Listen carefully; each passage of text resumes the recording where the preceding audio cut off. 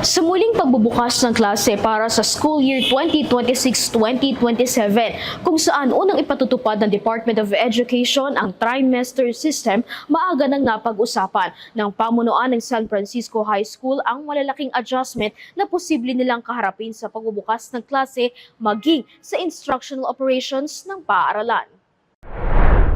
Ayon kay Dr. Marisa Lu Rodriguez, School Principal 4 ng San Francisco High School, malaking pagbabago sa curriculum ang pagpapatupad ng trimester system ng Department of Education. Ngunit kumpiyansa siyang makakaya ng kaguruan na i-handle ang mga pagbabagong ito sa unang 4 na araw ng pagsisimula ng klase maging sa pagtuturo. Sa katunayan, inilunsad ngayong araw ng Miyerkules ang orientation para sa mga grade 7 students kaugnay sa trimester system. Nagkakaroon po kami ng orientation ngayon, ongoing orientation namin. So, I think, ready naman po ang mga teachers at saka yung school namin for the challenge of the new prefect.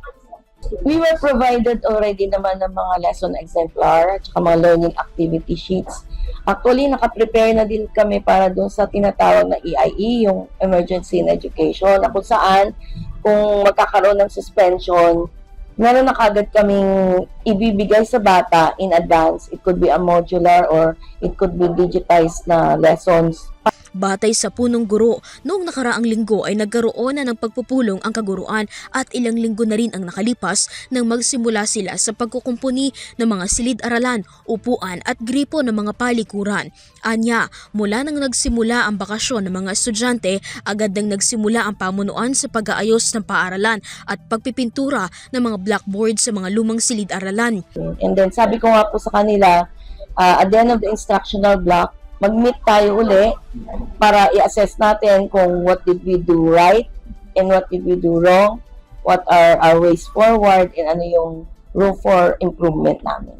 Ang brigada, during the summer na wala ang mga bata dito, we already started fixing the rooms, painting, counting the chairs.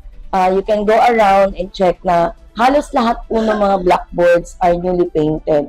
Kaugnay naman sa bilang ng mga enrollees ng San Francisco High School, naobserbahan umano nila ang malaking pagbaba ng enrollees ng paaralan, ngunit hindi pa eksaktong matukoy ng pamunuan ang dahilan nito. Sa muling pagbubukas ng taunang aralan, hindi anya suliranin ang kakulangan sa silid-aralan dahil maaari nang muling maokupa ang nasunog na gusali noong June 15, 2025. Pwede na namin daw siyang i-occupy by June 8. Sa ngayon, nakiklearing na po sila.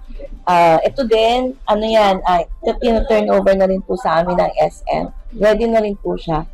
Kung sakaling magamit na ang bagong gusali, hindi na kailangan ng San Francisco High School na magkaroon ng shifting sa mga classroom. Sa mga bata hindi na magulo. Kasi isang oras ng papasok, tapos sabay-sabay na rin ang paglabas. Kasabay nito, nakiisa ang EuroTV Philippines sa Brigada Eskwela sa San Francisco High School bilang suporta sa magigiting na guro sa pamumuno ni Dr. Danilo B. Mangahas, CEO at founder ng EuroTV Philippines. Nagpaabot din ang EuroTV ng ilang kagamitan sa paglilinis at kaunting tulong pinansyal para sa mga silid-aralan at ilang upuang kailangan pang ayusin. Sa June 8, nakatakda ang pagsisimula ng school year 2026 to 2027. Para sa EuroTV News, Criza Lopez, sumasaludo sa bawat Pilipino.